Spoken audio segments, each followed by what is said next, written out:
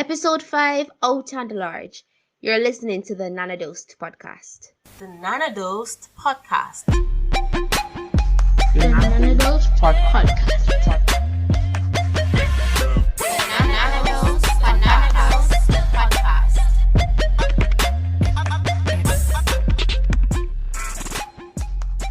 Hi everyone, welcome to the Nanodosed podcast. I am your host Ashiva, and for those new listeners who are wondering, this is the podcast where you get a dose of how to take action of efficient adulting. Today, my fellow Nanodosers, we are going on a plane ride. Yes, for those persons who have never traveled on a plane before, today's a day.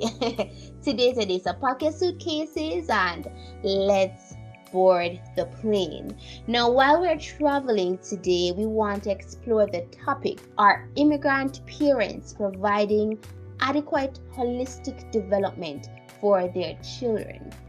And let's be real and honest, and I can only speak from a Jamaican's perspective. Every other person wants to go abroad. In fact, a lot of persons, once the opportunity hit, they migrated, they packed up and they left.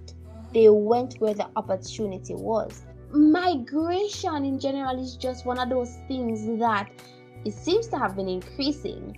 But in fact, there is a study out conducted in 2018 that stated that 29,000 persons migrated in 2016. And up to 2015, that number declined to 23,000 people. Another study I found online, and I took this from Migration in Jamaica, a country profile of 2018, showed that an estimated number of 1.3 million Jamaican-born persons are currently residing abroad. Can you believe that? Amounting to at least 36.1% of Jamaica's national population. That's bizarre. 36.1% of Jamaica's national population is not living in Jamaica. Basically, that is what I am saying. And we can even take this a little further. Think about how many persons dropped everything they had in the moment and instantly migrated. Left their children behind, left their families behind, their homes, their cars, and they moved. They took the opportunity. Now, I can't blame them, because I don't know what each person's story is. But the fact is, mothers and children and daughters and fathers have been impacted. And so this whole story of migration can be looked at from both perspectives. The parents' perspective, and we can also view it from the children's perspective. But we really want to start with the children's perspective. We're going to look at the children who are on the breast and the ones who are currently in infant school. We're going to take it from their perspective first. Now, as for me, when I think about immigrant parents, children, relationships, I instantly think of barrel children. Now, if you're a Jamaican, you know what barrel children are. And if you don't, well, it is a phenomenon where children are left without adult supervision and care, and their only support is shipping barrels of food, clothing, and the latest material items that their guardians abroad will send. And we see this time and again, especially when we go into high school and university, how the barrel children ever in the latest watch, phones, gadgets, shoes, clothing. They're always well dressed. Yeah, them put together. So put the barrel children phenomenon on pause for a minute, and then we are going to take it to the Jamaica Gleaner, where there was a study done in 2015 that stated that migration has since been labeled as the single strongest factor that contributes to the breakdown of contemporary Jamaican homes, contributing to poor academic performance and delinquent behavior. Studies have also shown and revealed that these children are at risk for sexual abuse and prostitution. Pulling those two theories together, for barrel children are being deprived of supervision, proper supervision, because oftentimes, when mama and papa left for New York, Mama and Papa left them with Grandma and Grandpa and Auntie and Uncle. And oftentimes, Grandma and Grandpa already have 10 children to take care of.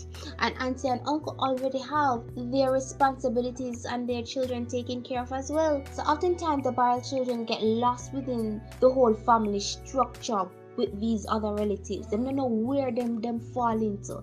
They don't have the integrity of having their own space and being comfortable. So what you find now is that they go out and source these resources elsewhere, and oftentimes it might get them into trouble. Now, when they're delinquent children, I believe their behavior is just a cry for help, because they are in want and they're in need of nothing, as was said before. Tell the truth, them have money, them have clothes, them have good insurance. Mommy take care of them. So them not in need of want for nothing. All them have to do go school, get the medication, go church, do what grandma say, help around the house. And then basically I wait for mom or dad to show up one day. And that's the thing, the child is living in uncertainty. No one wants to be living in uncertainty. So it is unfortunate. Another thing also is the child oftentimes is underaged. So the full spectrum of understanding why mommy or daddy left is not understood. And that waterfall of understanding and processing that information can be overthrown in the different constituents of the child's life. Some children react to it differently, all depending on how they were grown. So we have to analyze each child separately, because how they react to the action is going to be different. So I reached out to a few non-adults. Not all of them were influenced by having immigrant parents. Some of them, I just wanted their perspective and their view on this topic. They are persons of different age brackets and, of course, naturally different experiences. So the responses, of course, are going to differ. So here are some views from other persons, both the veterans and non-veterans, who have had immigrant parents. So my mother has been traveling for work since I was about 7 years old, 7, 8 thereabout. We were being taken care of by a family friend and by our father, my brother, my sister, and myself. Mommy started off working in the Bahamas, and she would come every year, and this continued straight up to college. Some of the implication though it had on us is that, of course, you miss your mommy. Sometimes you feel as if she was here, then things would have gone a little better than they were. One of the next thing is that because she's not here, she missed out on so much. She missed out on graduations, on birthdays, on a lot of milestones. And although you have the opportunity to call and video talk and share the experience via technology, it's not the same as if she was here. She was here for my brother and my sister's graduation, but she wasn't not really some mine or graduation from NCU. So that was hard, but it wasn't any bawling and wailing or anything like that, because by that time we understood how everything went. I mean, the reason why we even got to graduate was because of the sacrifice. So we understood. We had a lot of family and a lot of friends. A lot of friends supported us through our tenure at NCU. So it kind of padded the blow a little. At the age of 12, about 11, 12, my mother decided that she wanted to improve her life by traveling overseas to work. And at that age, I was actually placed in a position where I had to start fending for myself, making decisions, even though I had family support. At that age, my sister was younger, much younger. So I became a role model. I became a part-time parent. But it's not something that I looked at as a negative thing, because it also grew me in who I am today. Growing up, it was much harder than normal because everyone else had their parents around them and they could throw out any issues that they were having to their parents, so they had that bond. My mother ensured that we had that bond from a million miles away. I know of friends who it has affected them negatively. For me, I appreciate it because it has groomed me in a way that I learned to appreciate the small things in life. It has also allowed me to become a fighter. So because of how I saw how my mother had to work to ensure that we were comfortable and we got everything that we needed in her eyes, as an adult, it has created that stepping stone for you to study a little harder in accomplishing more. And lastly, before we move on from this question, another one of my nanadosas said, most immigrant parents generally migrate to foreign countries in order to foster the economic opportunities of their family. Now, this reason can pose both negative and positive implications on the child's life. Positively, the child is given the opportunity to pursue the desired career as the financial cost incurred could possibly be covered by the immigrant parent.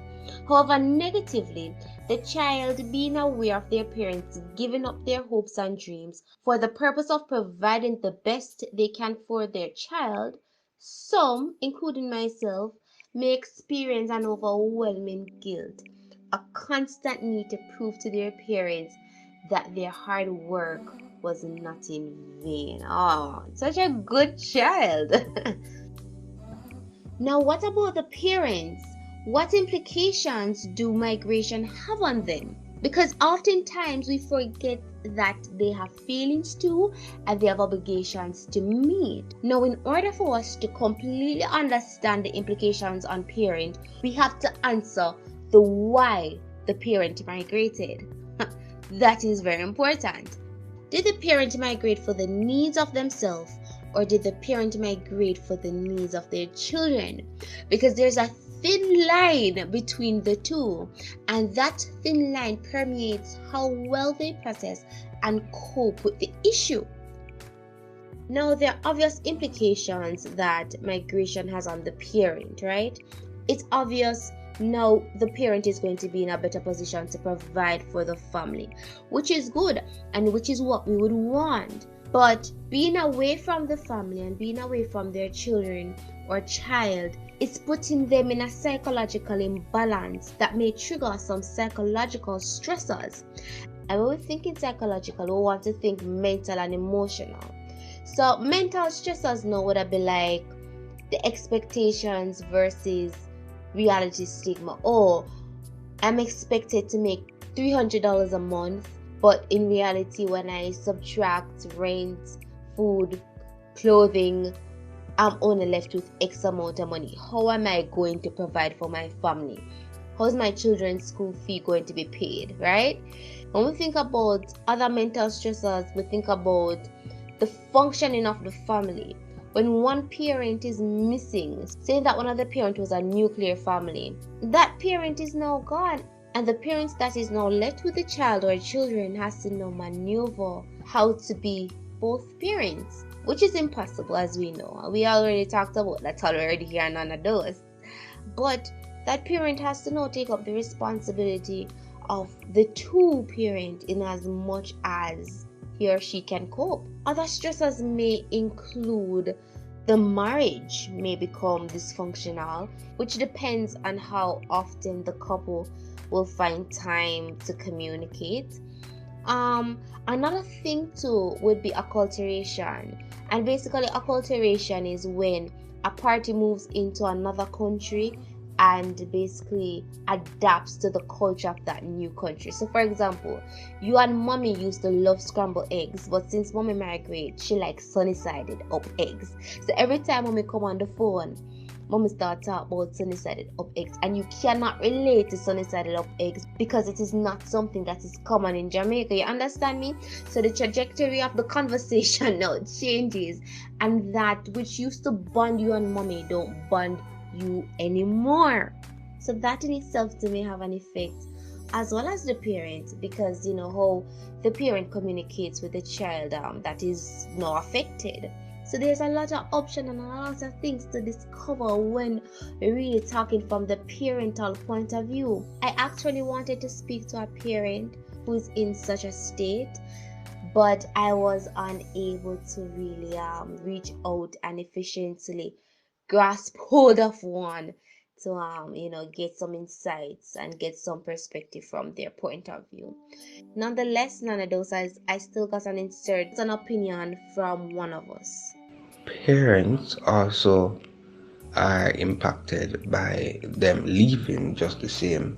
Parent misses out on the important things in the child life, and later on down in further years, the parent, when reflecting back on life, they will now get to a stage where they say, oh, I feel away because I wasn't there for your birthday, I wasn't there for your graduation, I wasn't there for these important things in your life.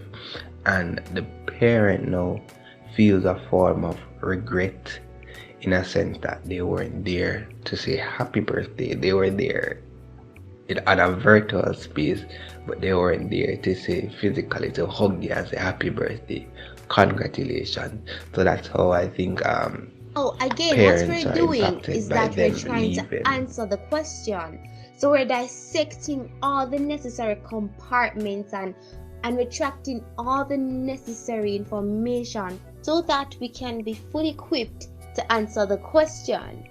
But unfortunately, we will not be answering the question today. Say what? No, people, this is where we're ending. This is a part 1 to a 2-part series. Yes, I decided to split it because y'all always complaining how the episodes are long and etc. etc. So just for today, I will listen to you and facilitate those persons who only have 10 or 20 minutes to give to me. I'll take it gladly. Remember to comment on YouTube under the comment section. Tell me what you think about the implications on parents and children. And hey, if you want to go ahead and answer the question, which is, are immigrant parents providing adequate holistic development for their children? Go ahead. I'm glad you joined me today once again, and I will see you next week. Guys, it's the same time, same place. We'll be talking about nurturing versus provision. Why should we have to choose? Alongside solutions to this problem. So we're really going to continue some in-depth conversation that is absolutely necessary. Alright, you have a good week, have a safe week. Please wear your masks, wash your hands, carry your sanitizers. By now, I'm sure we're all familiar with this new way of living. Just a reminder. Love y'all. Be safe. You've been Nana Dosed. Welcome to another episode of the Nana Dosed podcast. I am your host, Shiva, as you already know. And today, I just want to really shout out all my listeners who have been listening as each episode drops. Listen, man, last week I received such an overwhelming feedback, and the statistics blew my mind. And I am so thrilled to you guys. I am more than grateful to have my community, the Nanadosed community, supporting the Nanadosed podcast.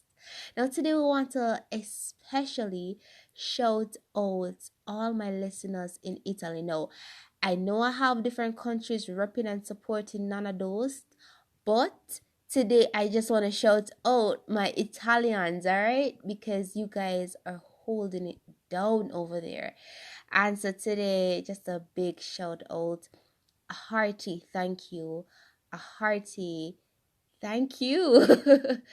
Thank you guys for just tuning in week after week, man. It means so much to me, more than you ever know, more than you ever think, or you can't even fathom. So thank you to all my listeners, and today is International Women's Day as well. And so can I tell all the women, whether you're black, you're Hispanic, you're Caucasian, wherever you're from, whatever your nationality, whatever your color is, however or how old you are, that doesn't even matter once you consider yourself as a born woman. Born woman. You know, we're celebrating natural women over here on the Nanados podcast, and we are indeed just telling you that we appreciate you. We know that we are the backbone of the society, and the men cannot function without us, regardless of how much they try to. We know this. And so today, once more, here on the Nanados podcast, we're celebrating all women. So big up everybody who knows that they are a firm, strong woman. Yes. Now, guys, today guys, based on the feedback that I got last week, as I had mentioned before, I have decided to just keep on producing episodes on a Monday, and I have decided to call my Monday episodes Mayday Mondays. So it's gonna be Mayday Mondays every single Monday, so look out for an episode every Monday when Mayday Monday drops. All right. Now today we want to switch it up a little. I want to tell you something about me. Now all my family members, all my close friends knows this about me. Vashina hates dogs. Guys, I have countless stories. I'm talking about terror stories of me and a dog face to face. Listen, guys, I have countless stories of how dogs have literally traumatized my life. And so I remember this afternoon I was about 17 or 16 years old, and based on the distance of my home from school, it was about 10 to 15 minutes drive, and say about a 30 minutes to 35 minutes walk, depending on how slow or fast I was walking. Now now one morning I remember I was going to school. I was walking to school. Now, usually I don't walk. Usually my parents drop me to school, or I take the public transportation or something. But this morning I felt like I wanted to walk. And I remember going through a neighborhood. It's an upper class neighborhood. And usually, as we know, the upper class neighborhoods, they love to have their upper class dogs. And so I remember when I was walking through, traversing, minding my own business, having assignments on my mind, or probably the boy that I liked at the time on my mind, going to school. I remember hearing footsteps behind me. And you guys, when I looked back, I saw some human looking dogs. That's how tall they were. And I'm not talking about toddler tall. I'm talking about some 5 feet looking. I'm talking about some 5 feet looking creatures. Alright? Tapping behind me, sounding like literal footsteps. No, as a young girl, I was terrified. No, as a young person, a young girl, I was terrified. I was scared in my bones, and I had to think about the best way of how I could, and I had to think about the best way of how I could escape this situation. Now, these dogs, they were walking and they were minding their own business. They weren't out to attack me or anything, but I just needed to get out of harm's way. And so I remember seeing this wonderful house to my left, and the gate was closed. Nonetheless, I opened the gate and I went onto their property. And I'm like, listen, I am not moving until somebody comes out of this house and help me escape from these dogs. Because, and I remember calling for someone in the house, and a gentleman came out and he was like, hey, what are you doing out here? How can I help you? He was really nice. He was really warm. And I was just thankful that he was receptive to hear my complaint. And he escorted me thereafter through the next gate, and I went on my jolly way. Now, in the midst of that attack, that mental panic attack, guys, I could have peed myself. I could have run. I could have peed myself. I'm telling you, I could have done so many things, but I held it together in the presence of the dogs. And that's my message today. But I held it together in the presence of the dogs. And even though they're minding their own business and they weren't even realizing that I was walking, because I decided that I cannot express my fear. I can't show them my fear. I have to disguise it. And I have to let them believe that, listen, I'm okay with you guys tapping behind me. I'm okay with you believing that I'm fine over here. and in that moment, I hid my fear and I became the victor. I became the victor because I escaped from their possible attacks. And so today, that is my take-home message. And today, that is your take-home message. Listen, sometimes life throws us some, boy, I may not even know what to call that. Is it problems? Because problems don't look so.